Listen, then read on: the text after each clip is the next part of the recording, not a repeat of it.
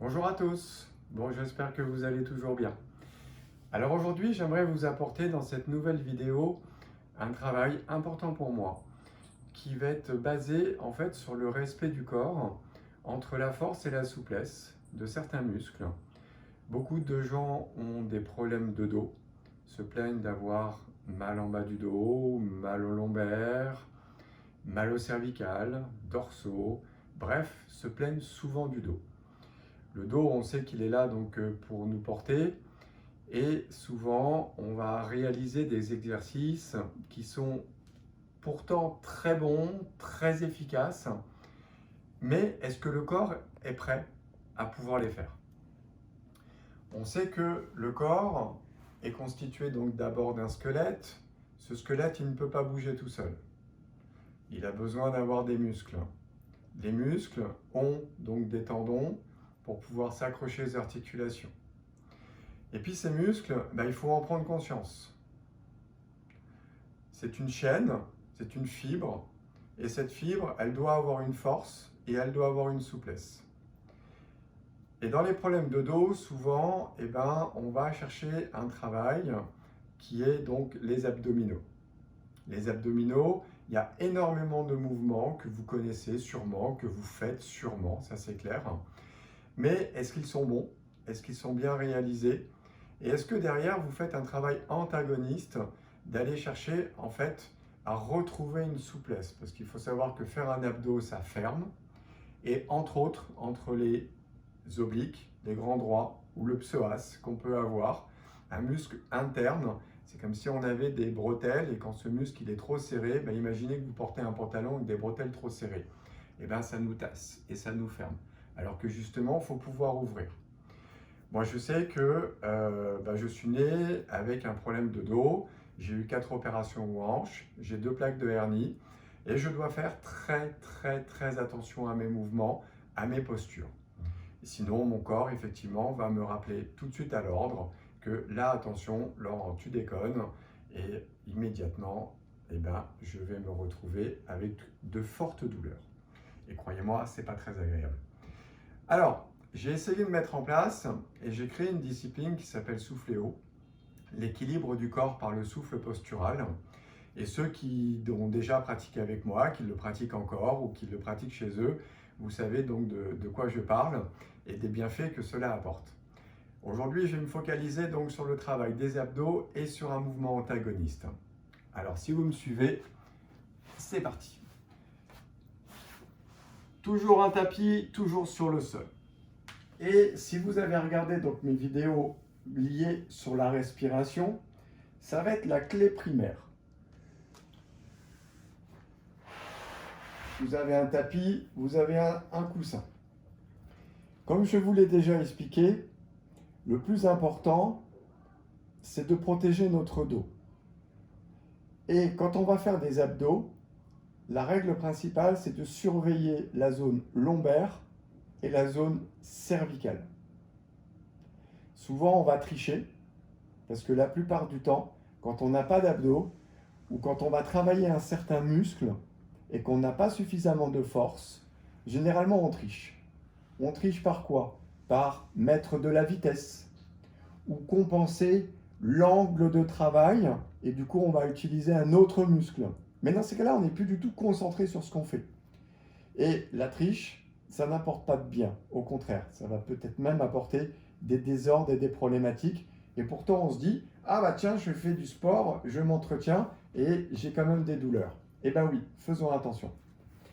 Alors, les abdos, c'est une contraction. Une contraction donc dans la partie basse du corps, la partie abdominale.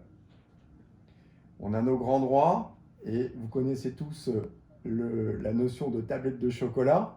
Et on peut diviser cette partie de tablette, la partie haute et la partie basse. La partie basse va surtout être très fragile par rapport aux intestins, hernie, bref, toutes les attaches basses. À faire donc très attention. Et en même temps, nos lombaires. Première partie de travail, c'est de prendre conscience que je suis capable de contracter mes abdos avant d'aller faire n'importe quoi. Ou entre guillemets, avant d'aller faire des bons mouvements, mais est-ce que je suis capable de les faire? J'en sais rien. Pour être capable de les faire, il faut être capable d'avoir la conscience de contracter. Et on va utiliser notre souffle. Donc, encore une fois, comme la relaxation, la respiration et la respiration abdominale, je vais souffler et je vais serrer mon ventre. Relâcher.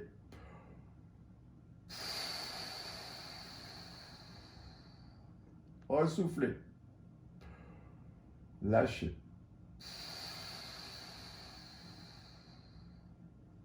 Si vous n'avez pas la respiration abdominale, qu'est-ce qui va se passer? Vous allez respirer en thoracique.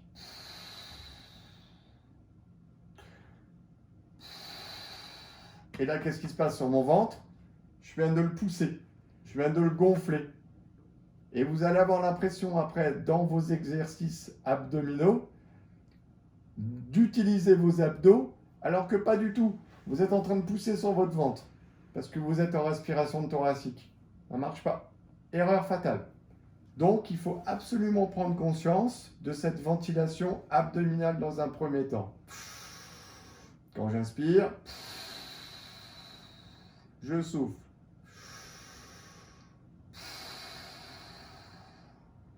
Mais pour faire des abdos, je n'ai pas besoin d'une grande ventile. J'ai juste une toute petite quantité d'air qui rentre. Dans un certain mouvement en yoga, et qu'on s'amuse à faire des à-coups, c'est justement des à-coups diaphragmatiques et abdominales qui va fonctionner. Je prends conscience de ça. Et je prends conscience de mon bassin.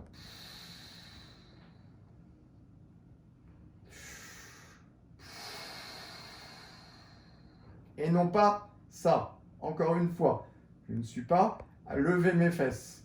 Encore une fois, cette bascule est très importante. Pourquoi? Parce que cette bascule, elle va enlever ma contraction lombaire. Ma cambrure, pardon.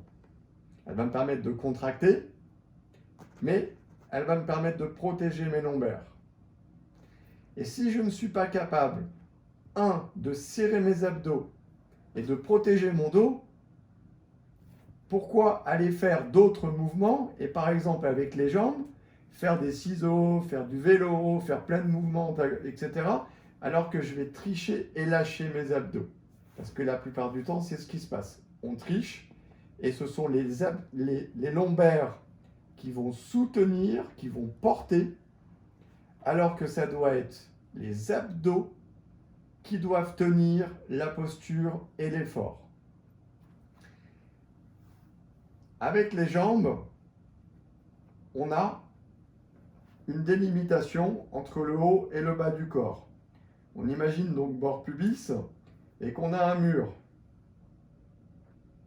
Tous les mouvements que je vais faire avec mes jambes, et mes jambes seront derrière ce mur, si je n'ai pas d'abdos et que je vais devoir porter mes jambes, c'est mes lombaires qui vont trinquer.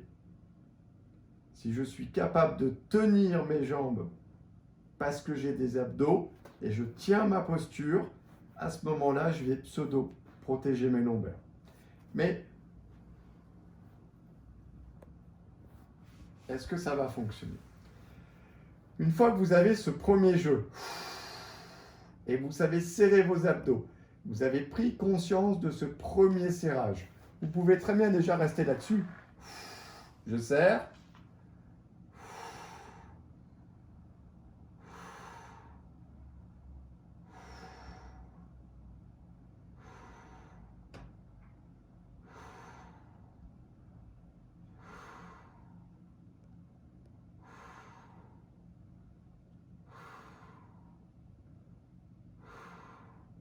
Et je fais une première série. Tout simplement, abdos respiratoires. Et au départ, ça suffit.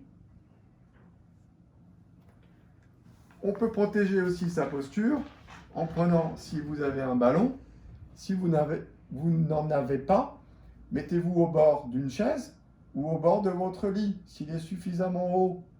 Si vous avez un ballon comme moi, il ne faut pas simplement poser les jambes dessus, il faut faire l'effort de tirer vers soi le ballon. Vous voyez? Là, j'ai tiré mon ballon. Là, je le relâche, j'ai posé. Mais ça ne sert à rien parce que j'ai plus de maintien ici. Alors, je le tire. Et je reprends.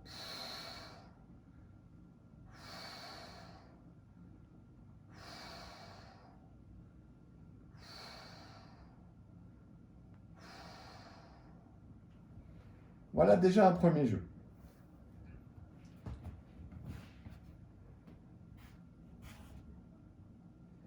Toujours penser au jeu antagoniste.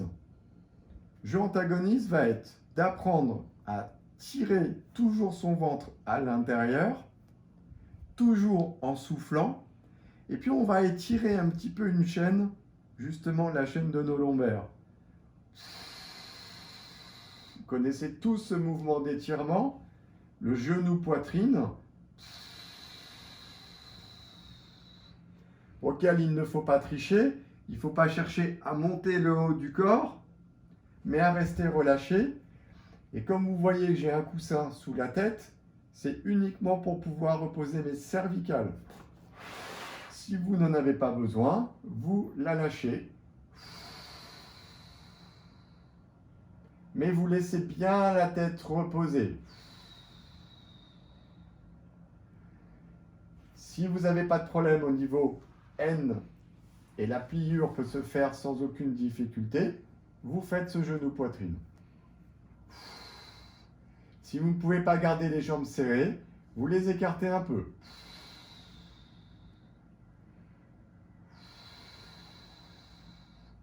Mais s'il vous plaît, ne croisez pas. Si vous croisez, vous n'êtes plus symétrique. Ou alors dans ces cas-là, vous faites une série jambes dessus, jambes dessous. Mais restez plutôt symétrique. Et ce mouvement a de l'importance pour moi. Je reprends mon coussin. Voilà. Pourquoi? Parce que quand je serre mon genou poitrine, on a tendance encore une fois à vouloir tricher et à vouloir pousser le ventre. Donc prenez conscience que quand vous faites un genou poitrine, vous ne poussez pas sur le ventre, vous le rentrez.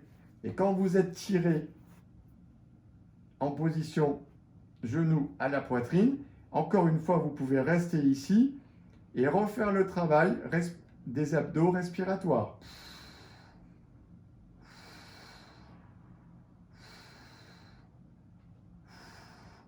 Pour encore une fois bien prendre conscience que vous ne poussez pas votre ventre, vous le rentrez, donc vous serrez vos abdos. Ça fonctionne? Super. On passe à l'étape suivante.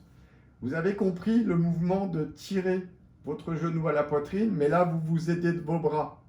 C'est une chose. On pose les mains, juste poser. On ne cherche surtout pas à lever. Interdit. Et je vais m'auto-attracter, m'auto-tirer en fait mes genoux par ma propre force.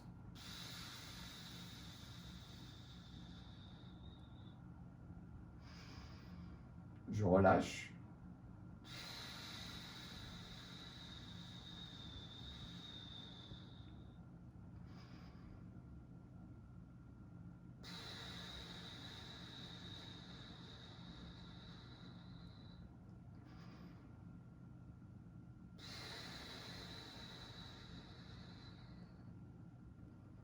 En fonction de votre force et de votre souplesse, eh ben, vous allez être capable de tirer plus ou moins loin.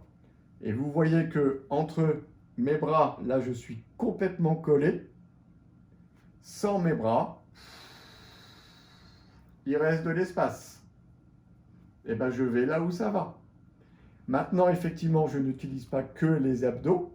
Je vais aussi utiliser le quadri. Vous allez voir qu'il bosse. Et on va en avoir besoin aussi. Mais encore une fois, on est toujours sur une fermeture de muscle, sur une contraction qui va effectivement raidir. On ira regarder tout à l'heure comment réouvrir tout ça. Ça fonctionne? Vous êtes capable d'auto-attracter? Vous êtes capable de tenir le ventre bien serré? Aucune douleur dans les lombaires? Aucune douleur à l'aine? Eh bien, c'est super, on va pouvoir poursuivre. Ça veut dire que maintenant, vous savez tenir vos abdos. Et bien, l'étape suivante, c'est de se mettre en fait en mode escalier. J'ai un angle droit, j'en ai un autre, et par mes pieds aussi. Mais souvenez-vous de ce que je vous ai dit. Tout ce qu'on travaille derrière le mur est dangereux si vous ne tenez pas les abdos. Mais on va y aller d'une certaine manière. On va imaginer que j'ai toujours un équilibre comme un funambule. Si je pousse une jambe en avant, l'autre recule. J'équilibre un poids. Mais mon ventre, je ne dois pas pousser dessus. Je dois toujours le rentrer. Et je peux, au départ, faire ce petit mouvement. Petit. N'allez pas chercher des grands ciseaux tout de suite. Surtout pas. Vous voyez déjà si vous êtes capable de toujours tenir les abdos et donc de protéger vos lombaires. La tête, elle est relâchée. Je n'ai absolument pas mal au cervical, puisque j'ai mon coussin. Si je n'en veux pas, je le pose. Encore une fois, vous choisissez.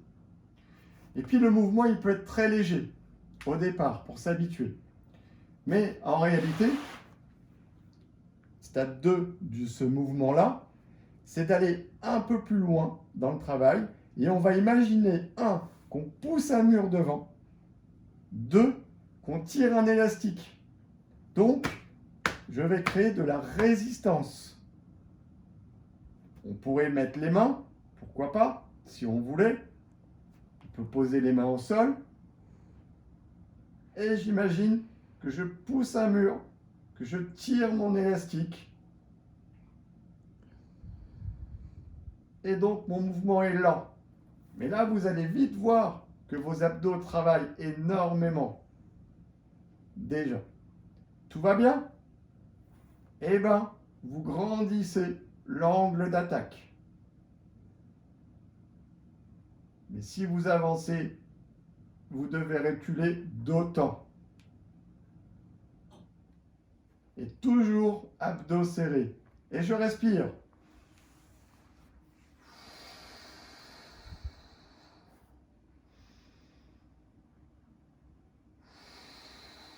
Ça fonctionne?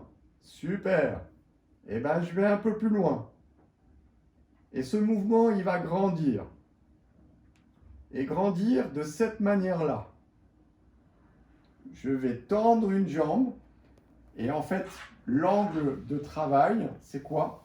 C'est d'aller mon pied comme s'il allait dans l'angle du plafond, avec le mur. Ne soyez pas ici, ne soyez pas en bas. Restez là, correct. Et le travail va être de tirer ma jambe, de tirer mon genou à ma poitrine et de serrer mes abdos. Je tiens et je passe à l'autre. Je ne reste pas tout mou. C'est pas juste clac, clac. Non, non, non, non, non, non, non. Je dois rester gainé.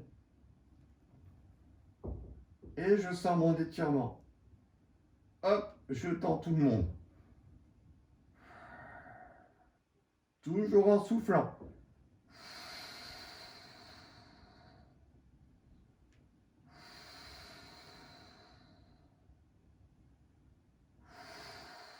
Tout va bien?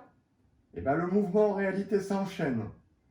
Il va s'enchaîner avec la jambe qui descend. Ah, j'ai le ballon qui gêne. On va pousser. Hop. La jambe va descendre. Mais attention dans cette descente. Parce que si je ne tiens pas mes abdos, hop, je vais lâcher. Et là, je vais cambrer. Et là, je me fais mal. Si à ce moment-là, vous lâchez, vous revenez tout de suite.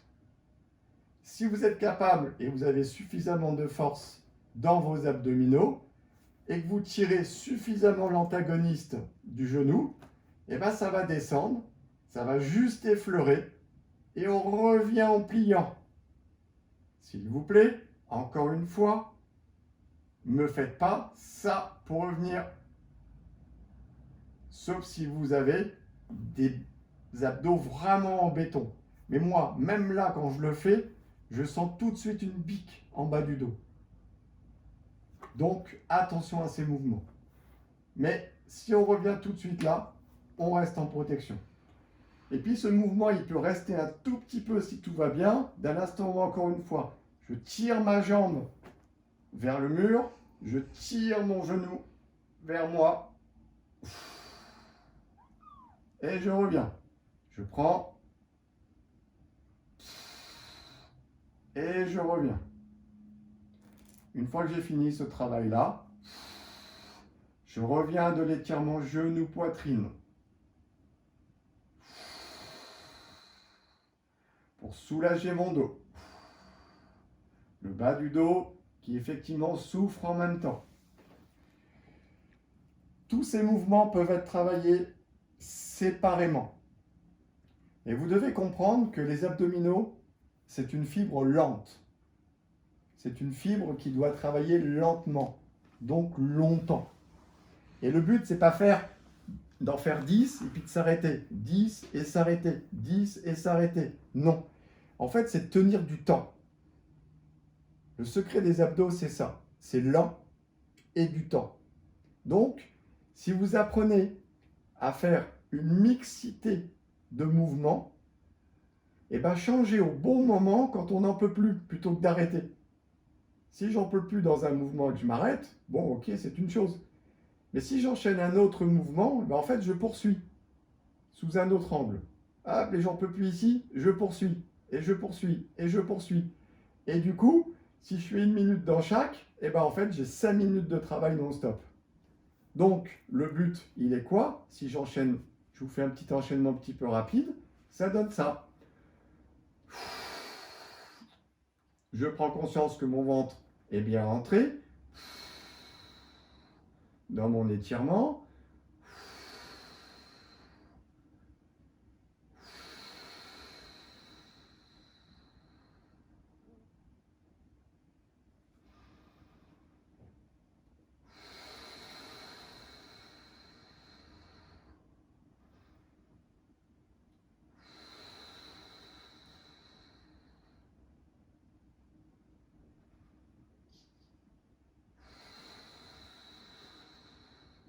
Et c'est de la lenteur. Je ne donne pas un à-coup pour y aller.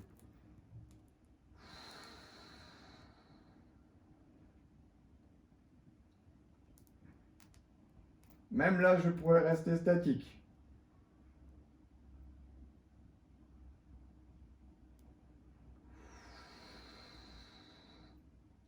Et j'enchaîne mon travail.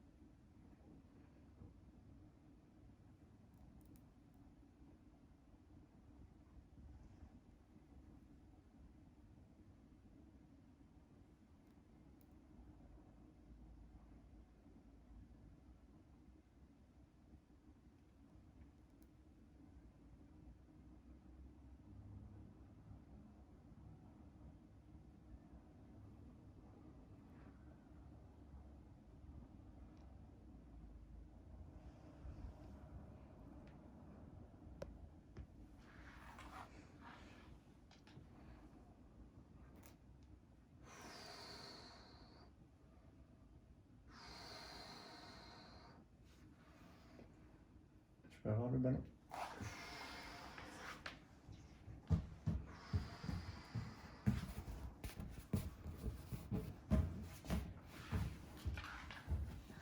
Pourquoi je prends mon ballon? Parce que là, je ne travaillais que la partie basse.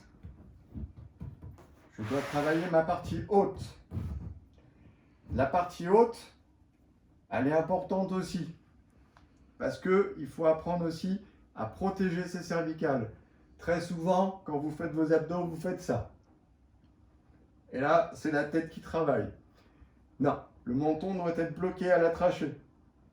Et souvent, très vite, on a super mal aux cervicales. Les cervicales ne sont pas habituées à supporter et à tenir cette tête. Donc il est important au début d'apprendre à soutenir ça. Si vous ne pouvez pas, vous posez la main. Et si vous avez la chance d'avoir ce petit appareil, utilisez-le. Parce qu'il va permettre justement de pouvoir soulager cette partie cervicale. Même s'il y a de l'aide dans les abdos, il suffit de ne pas trop pousser sur les mains, mais en tout cas, ça maintient en place.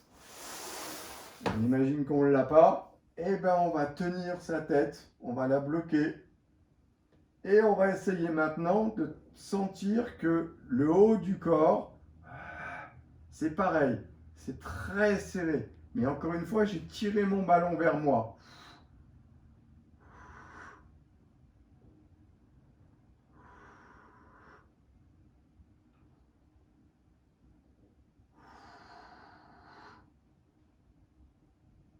Je ne repose pas mes épaules à chaque fois pour repartir. Surtout pas. Je garde toujours, en fait, une partie levée. Et soit je suis dans mon grand mouvement,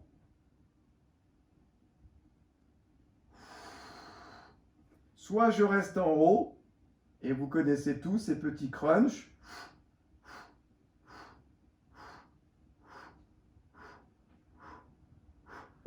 Petit mouvement, effectivement, un petit peu plus rapide, plus sec, et là, ça va brûler. Il faut que ça brûle. Et on doit garder la brûlure en place si on veut un résultat derrière. Ça, c'est important. Mais là, vous avez fixé que la partie haute du corps en travaillant par le haut. Mais il faut bloquer la partie basse et il faut protéger les lombaires encore une fois. Le ballon est un bon outil, ou en tout cas, si vous n'en avez pas, vous tenez tout simplement vos genoux ici. Et vous cherchez en fait à regarder le genou.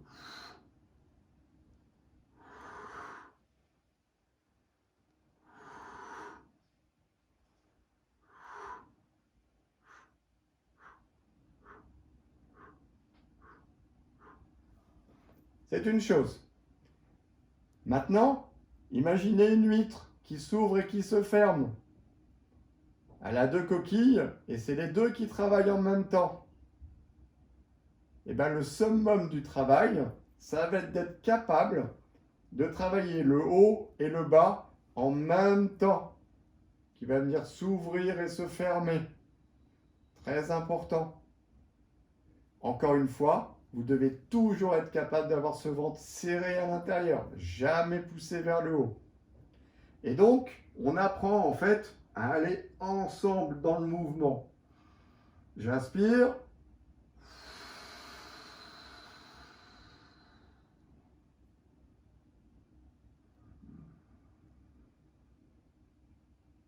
Mes pieds effleurent juste le sol.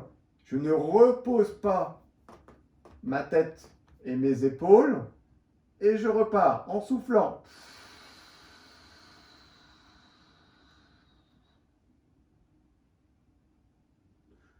Ça, c'est le grand mouvement. Lent.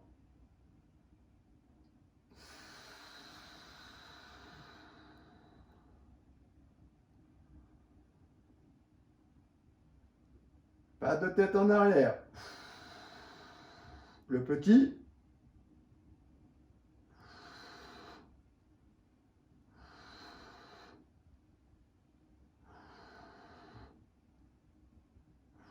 Et vous apprenez même aussi à tenir le serrage.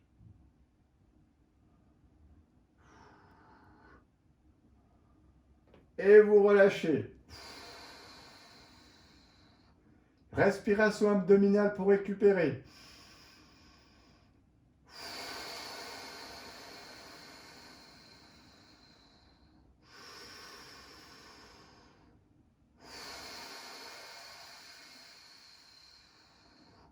Tirage de diaphragme que vous connaissez.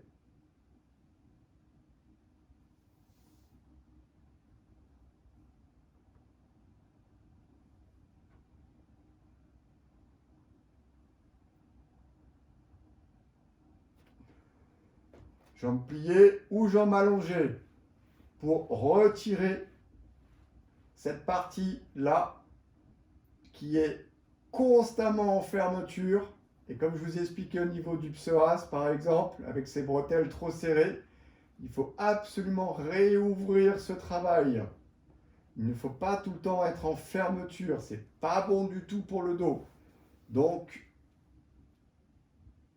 on va chercher aussi des mouvements totalement inverses.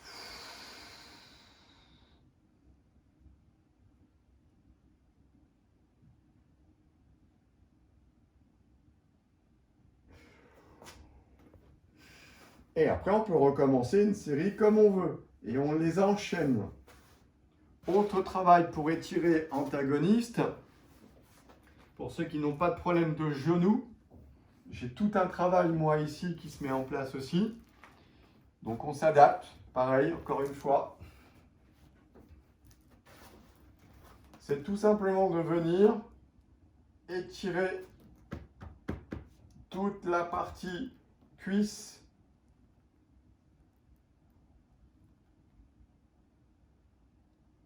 Psoas, les grands droits, les obliques.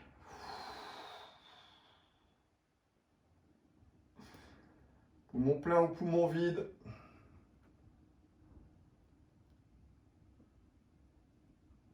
Petit mouvement de bascule.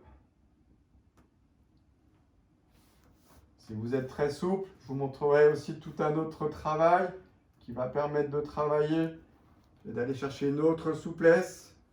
Mais là, attention. Voilà, je la montre juste. Le but est après de s'allonger complètement, mais il ne faut pas s'allonger en cambrant. Et un point important, c'est que vos abdominaux, ce n'est pas que un travail auquel la respiration abdominale va donner ce sens-là. Mais on oublie très rarement de dépasser nos lombaires, de se grandir. Et comment on se grandit au niveau des lombaires? Eh bien, c'est très simple. Je vais poser mes doigts, vous pouvez le faire debout, c'est souvent un petit peu plus simple.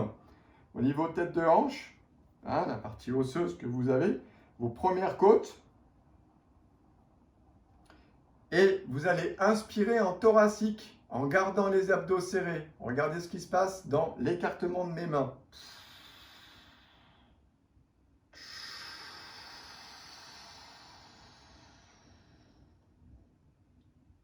Et bien ma taille là, elle grandit.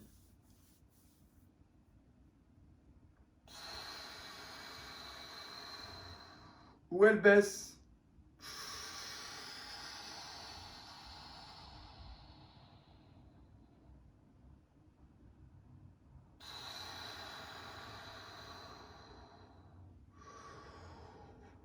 Eh bien, il est important, en fait, dans sa posture, dans son quotidien, de ne pas simplement apprendre aussi à serrer le ventre. Ok, on a des abdos, c'est fort, mais il faut apprendre aussi à se grandir, à s'étirer et à maintenir le bassin en place, au milieu, ce qui va nous garder, en fait, le bon équilibre dans la courbure de notre colonne vertébrale.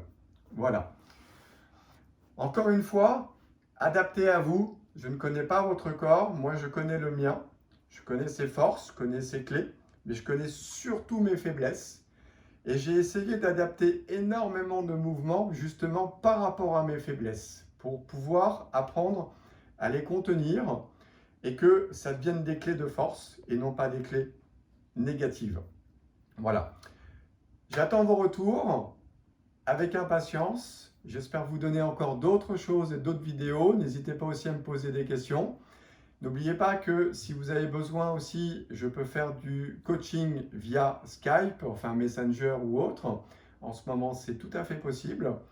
Et qu'on peut très bien adapter quelque chose à vous sur le sujet dont vous avez besoin. En tout cas, merci beaucoup de me suivre et je vous souhaite une belle journée et à très bientôt. Au revoir.